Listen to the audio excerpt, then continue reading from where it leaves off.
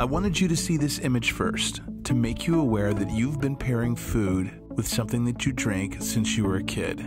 Imagine yourself eating a hot chocolate chip cookie and then following it with a sip of cold milk. Those moments of pleasure are so burned into your mind that I bet your imagination allows you to remember the combination of the two of them together. One of the pairing principles that you've probably already figured out is the hot cookie with the cold milk. It's the yin and yang. But one of the pairing principles that you're probably not aware of is the fat content of the creamy milk and the tannic structure of the dark chocolate chip cookies that are also yin and yang on your palate. In this class, we're going to learn those principles, and we're also going to learn what not to do. The first thing that you need to know is that there are no rules in the world of wine and food pairing. There are only principles. There are 3 types of tasters. We have hypersensitive, sensitive, and tolerant.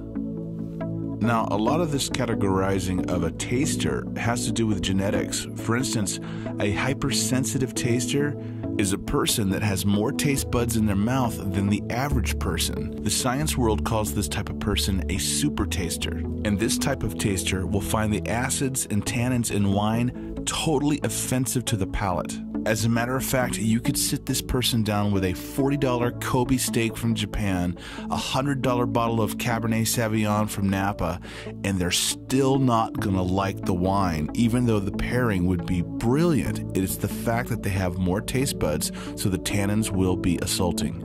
The sensitive wine drinker is the most common wine drinker, and this person likes the approachable wines. Not too tannic, not too acidic, which describes most of the wines that are available in our market on our grocery store shelves. Then there is the tolerant wine drinker, and this person likes the high tannins, the high acids, the more aggressive wines, the more geekier wines, and most likely this person is a professional in the business who is tasting about 30 wines a week to where their palate has become conditioned and looking forward to the aggressive, masculine structure of these wines. Wine and food pairing started, of course, in the Old World. And the Old World is France, Italy, Spain, and Germany. The Old World has been structuring their wine to pair with their food since the beginning of wine culture. Notice how I said they structured their wine to go with their food? Each country has many different regions, and each of those regions have influenced the way their food sources have developed. I'll use France as an example.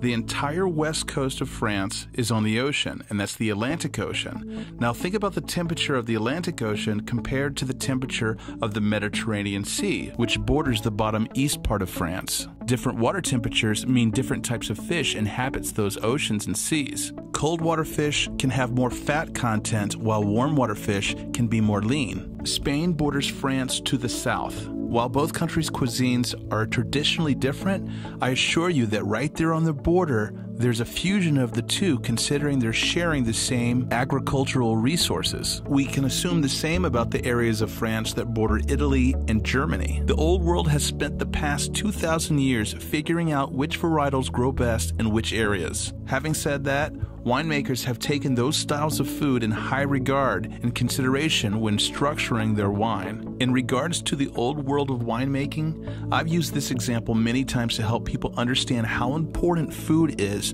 to the Old World winemaker. In California, you might find a winemaker that is structuring the wine for the ladies to sit around the swimming pool and drink.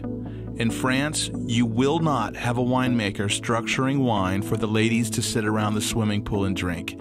It's all about the food. And that includes dessert wines as well. I'm sure that most of you have heard the rule that red wine goes with red meat, or white wine goes with fish. While this rule or principle can be successful in its simplest form, it can be misleading. And I ask of you, now I beg of you right now, let it go. Let the old rule go. The rule of red wine with red meat and white wine with fish is rumored to have been created by a French government think tank right after World War II. Their economy was in the toilet, exporting was the key to revitalizing their economy. And who eats a lot of red meat? Americans. And the American soldiers were treated like royalty at the end of World War II and had a lot of great experiences with wine and food. They're the ones that allegedly took this rule back to America. Now you've got a pretty good understanding of why we pair wine with food. Let's head on to the next video and find out how we pair wine with food. If you're not at Skooks.com and you're watching this video as a promotional video, go to Skooks.com and search wine or food server, and you'll find my academy, Teaching Wine Online. I invite you to take my courses and feel free to connect with me as well. Learn, share, and connect at Skooks.com.